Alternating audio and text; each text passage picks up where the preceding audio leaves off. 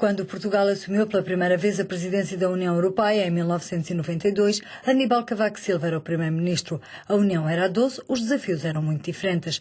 Era a Europa de Maastricht, um tratado polémico que eles conseguiram, apesar de tudo, fazer aprovar. 15 anos depois é no papel da Presidente da República que veio ao Parlamento Europeu, durante a presidência portuguesa, pedir aos 27 um esforço para desbloquear o Tratado Constitucional. Em entrevista à Euronews, explicou os seus pontos de vista sobre o futuro da União. Enquanto Presidente de Portugal, que balanço faz dos primeiros meses da presidência portuguesa da União Europeia? Portugal está a fazer o seu trabalho, procurando fazê-lo com seriedade e com eficiência. Nestes primeiros meses, Portugal levou por diante a cimeira entre a União Europeia e o Brasil. Penso que foi um acontecimento muito importante, constituir uma parceria estratégica entre a União Europeia e o Brasil, e trabalhou o lançamento da Conferência Intergovernamental, tendo em vista a aprovação do Tratado Reformador. Ao mesmo tempo, está a preparar as cimeiras com a China, a Índia, a Rússia, a Ucrânia e também a cimeira União Europeia-África, que esperemos que possa realizar-se no final da nossa presidência. A África foi exatamente uma das prioridades decretadas pela presidência portuguesa. Que objetivos concretos espera que sejam atingidos até ao final do ano, até ao final da presidência portuguesa? A África deve ser uma prioridade europeia. É hora de a Europa olhar para a África como continente vizinho e fixar uma relação estratégica com a África. Portugal considera muito importante a realização dessa cimeira. A China, o Japão, outros países têm vindo ou vão realizar cimeiras com a África. A Europa não pode ignorar este parceiro. Existem interesses comuns no domínio da segurança, no domínio da energia, no domínio do ambiente, no domínio do combate ao terrorismo. E por isso eu considero que a Europa cometeria um grande erro se ficasse aliada do diálogo com a África. É o tempo de não falar apenas dos problemas de África, é o tempo de falar com a África. O presidente francês Nicolas Sarkozy tenta impor-se na cena internacional num momento em que Portugal está a tentar levar a bom porto um tratado europeu que a própria França, de alguma forma, contribuiu para afundar. O que pensa deste protagonismo francês? Portugal está muito contente com o contributo dado pelo presidente Sarkozy para desbloquear, podemos dizer assim, o tratado constitucional, depois do não do referendo em França e também do não do referendo na Holanda.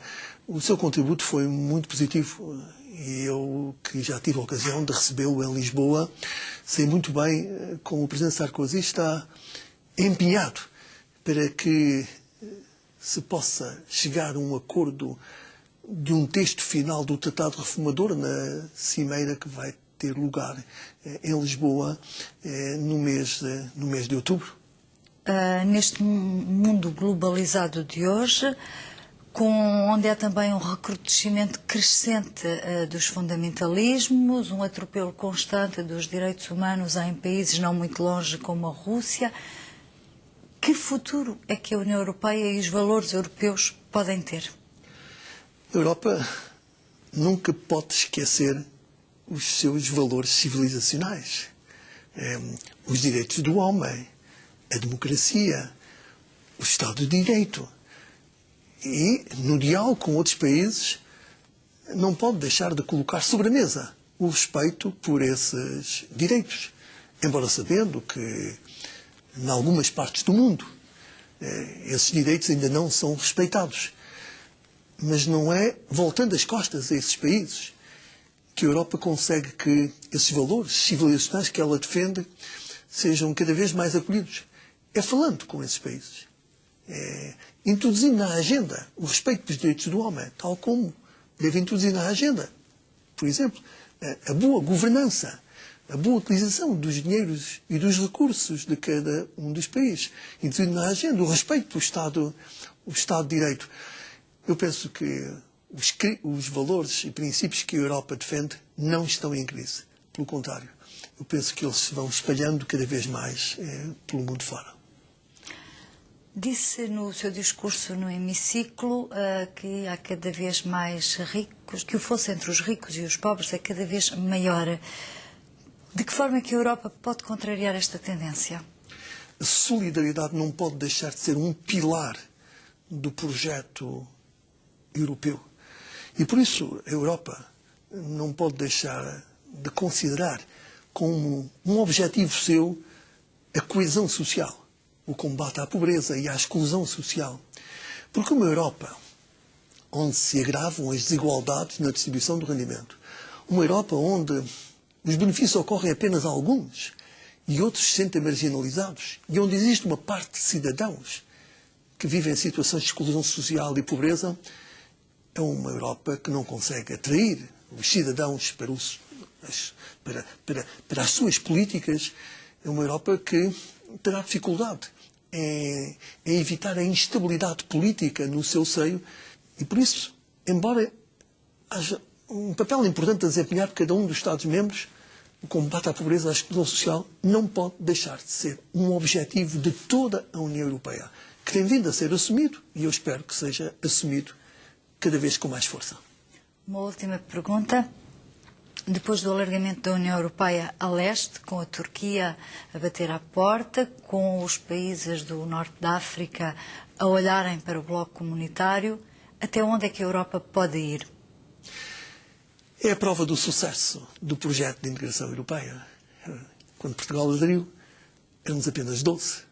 Agora já são 27. Muitas das dificuldades da União Europeia de hoje são consequência do seu próprio sucesso. A capacidade de atração é notável.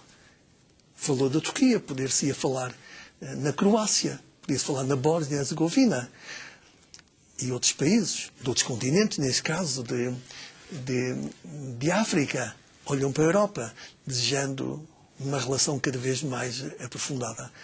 Penso, no entanto, que não é a altura de discutir as fronteiras da Europa. Não é este o tempo de discutir as fronteiras da Europa. Muito obrigada, Sr. Presidente. Obrigado, meu.